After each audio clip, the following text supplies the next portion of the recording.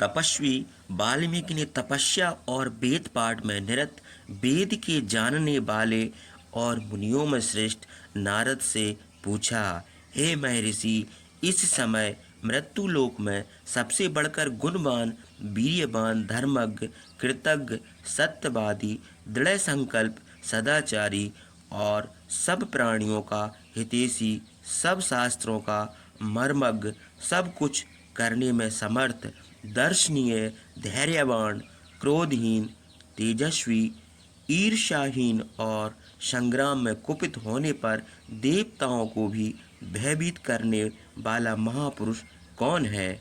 यह सुनने की मेरी बड़ी इच्छा है। आप इस प्रकार के पुरुष को अवश्य जानते होंगे, अतएव कृपा करके मुझे बताइए।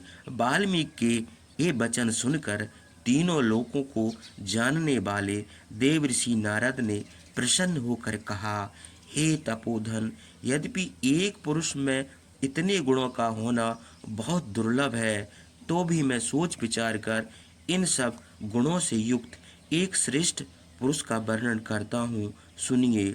इक्ष्वाकु वंश में उत्पन्न श्री रामचंद्र का नाम उनके गुणों के कारण संसार में प्रसिद्ध है।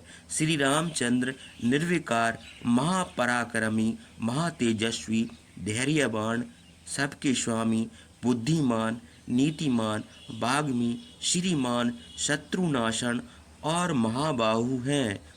उनके शरीर के सब अंग बहुत सुंदर हैं। शंख के समान उनकी ग्रीवा, चौड़ी छाती, ट्यूनी तक लंबी भुजाएं, विशाल ललाट, छाती के आकार का भारी सिर और ऊंचे कंधे हैं। उनका शरीर महासाल है, इसलिए उनके जत्रु गले के नीचे की हड्डी हंसली नहीं देख पड़ती। उनका शरीर ना बहुत लंबा है और ना बहुत छोटा है। उनके शरीर के सब अंग सुडौल हैं। महाधनुर्धर, महाप्रतापी, विशाल नेत्र, धर्मज्ञ, सत्य प्रतिज्ञ, प्रजा के हितैषी, यशस्वी, पवित्र, प्रजापति के समान प्रजा और धर्म के रक्षक हैं। वे अपनी शरण में आए हुए व्यक्ति और अपने धर्म, क्षत्रिय धर्म की सदा रक्षा करते हैं। श्री रामचंद्र वेद वेदांग के मर्मज्ञ और धनुर्वेद में बड़ी श्रद्धा रखते हैं। वे मीमांसा और न्याय आदि सब शास्त्रों के विद्वान, मेधावी, प्रतिभाशाली, सबके प्रिय, सज्जन, गंभीर और चतुर हैं। जिस तरह समुद्र नदियाँ से मिलती हैं, उसी तरह श्री रामचंद्र हमेशा सज्जन पुरुषों से युक्त रहते हैं। वे परम श्रेष्ठ, सबको समान भाव से देखने वाले हैं और प्रिय दर्शन। वे सब गुणों के युक्त कौशल्या का आनंद बढ़ाने वाले, अर्थात उनकी माता का नाम कौशल्या है। समुद्र के समान गंभीर और हिमालय के समान धैर्यवान है। वे पराक्रम में विष्णु के समान, सौंदर्य में चंद्रमा के समान, क्रोध में प्रलय काल के अग्नि के समान, क्षमा में पृथ्वी के समान, दान करने में कुबेर के सादृश्य और सत्य बोलने में धर्मदेव के सादृश्य हैं। उनके पिता राजा दशरथ ने इस प्रकार के श्रेष्ठ गुणों से युक्त सत्य, पराक्रमी, प्रजा के हितैषी अपने ज्येष्ठ पुत्र रामचंद्र को प्रजा के हित के लिए युवराज बनाने का इरादा किया। राजा दशरथ ने पहले किसी समय कैकई को 2 वर देने का वादा किया था। इसी समय रामचंद्र के राज्याभिषेक की तैयारी देखकर, मौका पाकर कैकई ने रामचंद्र का वनवास और भरत का राज, ये 2 वर मांगे। धर्मपाश में बंधे हुए सत्यवादी राजा दशरथ ने अपने प्रिय पुत्र रामचंद्र को वन जाने की आज्ञा दे दी। रामचंद्र कैकई के प्रिय करने के लिए अपने पिता की आज्ञा मानकर वन को गए। सुमंत्रा के प्रिय पुत्र, भ्राता स्नेह और नम्रता से युक्त लक्ष्मण भी उनके साथ हो लिए। रामचंद्र की प्रिय भार्या लक्ष्मण से युक्त स्त्रियों में श्रेष्ठ जनक की पुत्री सीता भी अपने पति के साथ उसी तरह चली जैसे रोहिणी चंद्रमा के साथ चलती है। रामचंद्र ने गंगा के किनारे श्रृंगबीरपुर नगर में पहुंचकर सारथी और नगरवासियों को लौटा दिया और वहां निषाद राज गुही से परिचय किया। फिर वे लक्ष्मण और सीता समेत निषाद राज के साथ वहां से चलकर अनेक बड़ी बड़ी नदियों को पार करके इस वन से उस वन में पहुंचते हुए चित्रकूट में पहुंचे और भरद्वाज मुनि की आज्ञा से उसी वन में कुटी बनाकर देवता और गंधर्व के समान प्रसन्नता से रहने लगे। इधर पुत्र शोक से व्याकुल राजा दशरथ रामचंद्र के वियोग में प्राण त्याग कर स्वर्गलोक को चले गए। दशरथ की मृत्यु होने पर वशिष्ठ आदि प्रधान ब्राह्मणों ने भरत को राज्य करने की आज्ञा दी, किंतु महाबली भरत ने राज्य करना स्वीकार नहीं किया, बल्कि वे रामचंद्र को प्रसन्न करने के लिए उनके पास वन को गए। भरत के इस काम की बड़ी प्रशंसा हुई। धर्मात्मा भरत ने सत्य पराक्रमी महात्मा रामचंद्र से प्रार्थना की, महाराज मैं आपकी मौजूदगी में राज नहीं कर सकता, राजा आप ही हैं। किंतु महायशस्वी रामचंद्र ने पिता की आज्ञा का उल्लंघन नहीं किया और वनवास का समय पूरा होने के पहले राज करने की इच्छा नहीं की। उन्होंने भरत को बहुत समझा बुझाकर और अपने खड़ाऊ देकर अयोध्या को वापस किया। रामचंद्र की आज्ञा मानकर भरत वन से लौट आए और अयोध्या के समीप नंदीग्राम में रहकर रामचंद्र के आने की प्रतीक्षा और प्रतिदिन उनके खड़ाऊ की पूजा करते हुए राज का पालन करने लगे। भरत के लौट जाने पर सत्य प्रतिज्ञ जितेंद्र रामचंद्र उस स्थान पर फिर नगरवासियों के आने की आशंका से दंडक वन को चले गए। कमल नयन रामचंद्र ने दंडक वन में जाकर विराध नामक राक्षस का वध करके सर्वंग सुतीक्षण अगस्त्य और सुदर्शन मुनि का दर्शन किया। फिर उन्होंने अगस्त्य की आज्ञा से इंद्र का दिया हुआ धनुष अक्षय तुनीर और खग प्राप्त किया। इसके बाद ऋषियों ने रामचंद्र के पास आकर वहां रहने वाले असुरों और राक्षसों के मारने के लिए उनसे कहा।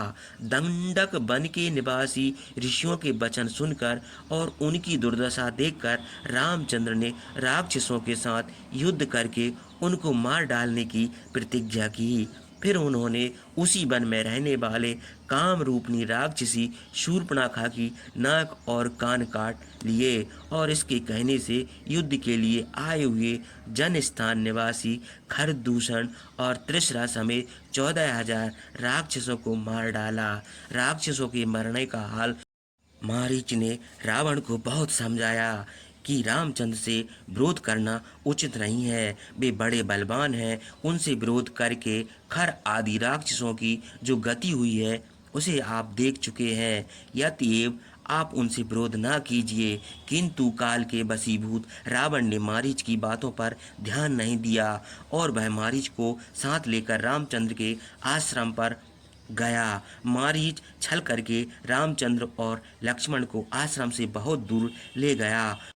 उसी समय रावण ने गृध्रराज जटायु को मारकर राम की भार्या सीता को हर लिया। आश्रम पर लौटकर जब रामचंद्र ने देखा कि जटायु को मारकर सीता को कोई हर ले गया है, तब वे शोक से व्याकुल होकर रोने लगे। उन्होंने बड़े शोक से जटायु का दाह कर्म किया। उसके बाद वे वन में सीता को ढूंढने लगे। इतने में उन्होंने भयंकर स्वरूप कबंध नामक राक्षस को देखा।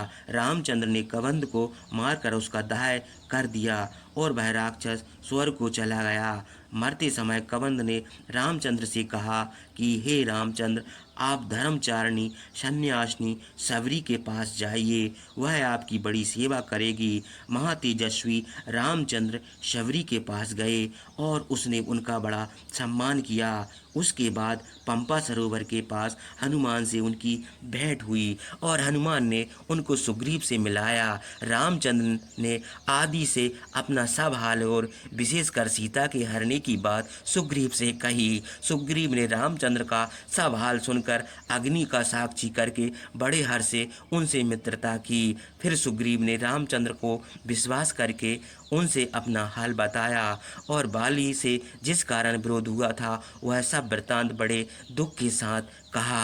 रामचंद्र ने बाली को मार डालने की प्रतिज्ञा की और उनकी प्रतिज्ञा सुनकर सुग्रीव ने बाली के पराक्रम का वर्णन किया। सुग्रीव रामचंद्र के पराक्रम नहीं जानते थे, इसलिए उनको संदेह था कि महापराक्रमी बाली को ये कैसे मार सकेंगे। अतएव रामचंद्र के बल की परीक्षा लेने के लिए सुग्रीव ने उनको भारी पर्वत के समान ऊंचा दुंदुभि नामक असुर का मृत शरीर दिखाया। उन हड्डियों को देखकर महापराक्रमी महाबाहु रामचंद्र हंसने लगे और उन्होंने पैर के अंगूठे से उनको 40 कोस पर फेंक दिया। इसके बाद रामचंद्र ने सुग्रीव को विश्वास दिलाने के लिए एक बाण मारकर साल के 7 वृक्ष और उन्हीं के समीप स्थित एक पर्वत गिरा दिया। तब सुग्रीव बहुत प्रसन्न हुए और उनको विश्वास हो गया कि रामचंद्र बाली को मार सकते हैं। फिर रामचंद्र को अपने साथ लेकर किष्किंधा को गए। वहां पहुंचकर सुग्रीव बड़े जोर से गरजे और गरजने का शब्द सुनकर वानर राज बाली नगर से बाहर निकल आया। यद्यपि तारा ने बाली को मना किया, किंतु उसकी बात न मानकर वह सुग्रीव से युद्ध करने लगा। रामचंद्र ने सुग्रीव की प्रार्थना से एक ही बाण से बाली को मार डाला और सुग्रीव को वहां का राजा बना दिया। उसके बाद सुग्रीव ने सब वानरों को एकत्र करके सीता का पता लगाने के लिए सब दिशाओं में भेजा। वानरों को समुद्र के किनारे संपाति नाम का एक गिद्ध मिला। उसके कहने से हनुमान जी 4 कोस विस्तृत समुद्र के पार गए। वहाँ रावण की राजधानी लंकापुरी में पहुंचकर हनुमान जी ने अशोक वन में रामचंद्र का स्मरण करती हुई सीता को देखा। उन्होंने अपना परिचय देने के लिए सीता को रामचंद्र की अंगूठी दी और उनसे रामचंद्र का सब हाल कहकर उनको आश्वासन देकर अशोक वन का बाहरी फाटक तोड़ डाला और 5 सेनापति मंत्रियों के साथ पुत्र तथा रावण के पुत्र वीर अक्षय को मार डाला। उसके बाद मेघनाद ने ब्रह्मास्त्र द्वारा हनुमान जी को बांध लिया। यद्यपि हनुमान जी ब्रह्मा के वरदान से अपने ब्रह्मास्त्र से मुक्त कर सकते थे, किंतु उन्होंने अपनी इच्छा से राक्षसों के दुर्व्यवहार को सह लिया। राक्षसों ने उनकी पूंछ में चिथड़े लपेटकर आग लगा दी। तब हनुमान जी ने अशोक वन में जहाँ सीता बैठी थी उस स्थान को छोड़कर समूची लंका को भस्म कर दिया।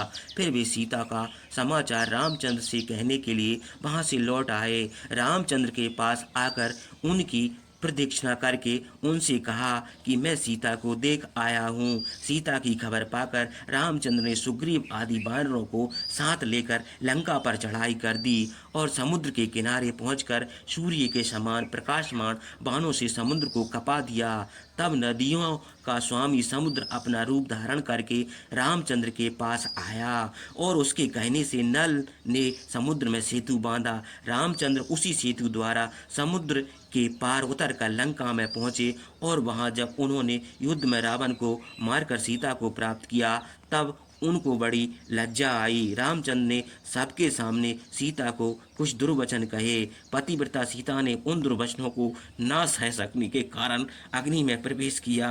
अग्नि के कहने पर सीता को निष्पाप जानकर रामचंद्र बहुत प्रसन्न हुए और ऐसा हाल देख कर देवताओं ने उनकी बड़ी प्रशंसा की। महात्मा रामचंद्र के इस काम रावण वध से देवता महर्षि और तीनों लोगों के स्थावर जंगम सब प्राणी बड़े प्रसन्न हुए। उसके बाद रामचंद्र ने विभीषण को लंका का राजा बनाया। विभीषण को लंका का राजा बना देने की प्रतिज्ञा की थी। वह प्रतिज्ञा पूरी करके कृत होकर वे बड़े प्रसन्न हुए। फिर उन्होंने युद्ध में निहित वानरों को देवताओं की कृपा से सोती हुई की तरह उठाकर जीवित करके सुग्रीव और विभीषण आदि मंत्रियों समेत पुष्पक विमान पर बैठकर अयोध्या को प्रस्थान किया। सत्य पराक्रमी रामचंद्र ने भरत ध्वज के आश्रम पर पहुंचकर हनुमान को भरत के पास भेजा।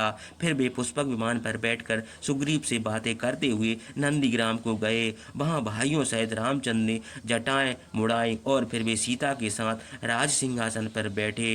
रामचंद्र के राज्य में सब मनुष्य प्रसन्न, संतुष्ट और धार्मिक है। किसी को शारीरिक या मानसिक पीड़ा नहीं है, कभी दुर्भुष नहीं पड़ता, किसी मनुष्य को अपने पुत्र की मृत्यु नहीं देखनी पड़ती, स्त्रियां पतिव्रता हैं और विधवा नहीं होती, कोई मनुष्य अग्नि में जलकर या पानी में डूबकर नहीं मरता, किसी को बात रोग या ज्वर की पीड़ा नहीं होती, कोई भूखों नहीं मरता और किसी को चोरों का भय नहीं है। नगर और राष्ट्र हमेशा धन धान से पूर्ण रहते हैं। सारांश यह है कि रामचंद्र के राज में मनुष्य वैसे ही सुखी हैं जैसे सतयुग में सुखी रहते थे। महायशस्वी श्री रामचंद्र बहुत सा सुवर्ण, करोड़ों गाय और अपरिमित धन ब्राह्मणों को दान करके 100 अश्वमेध यज्ञ करेंगे। उसके बाद ब्रह्मलोक को चले जाएंगे। वे अपने शासन काल में पहले की अपेक्षा 100 गुना क्षत्रियों को राजा बनाएंगे और 4 वर्णों के मनुष्य को उनके धर्म में लगाएंगे। इस प्रकार 11,000 वर्ष राज करके ब्रह्मलोक को जाएंगे। जो मनुष्य इस पवित्र पापों का नाश करने वाली वेदों के समान संक्षिप्त रामचरित का पाठ करेगा, वह सब पापों से मुक्त हो जाएगा।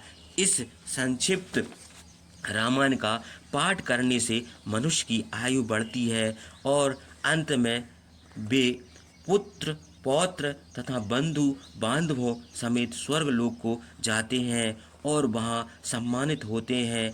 इसका पाठ करने से ब्राह्मण वेद वेदांग का पारंगत और क्षत्रिय पृथ्वी का राजा होता है। वैश्य अपने व्यापार में उन्नति करता है और शूद्र अपनी जाति में श्रेष्ठ होता है। जय जय श्री राम, जय जय श्री राम।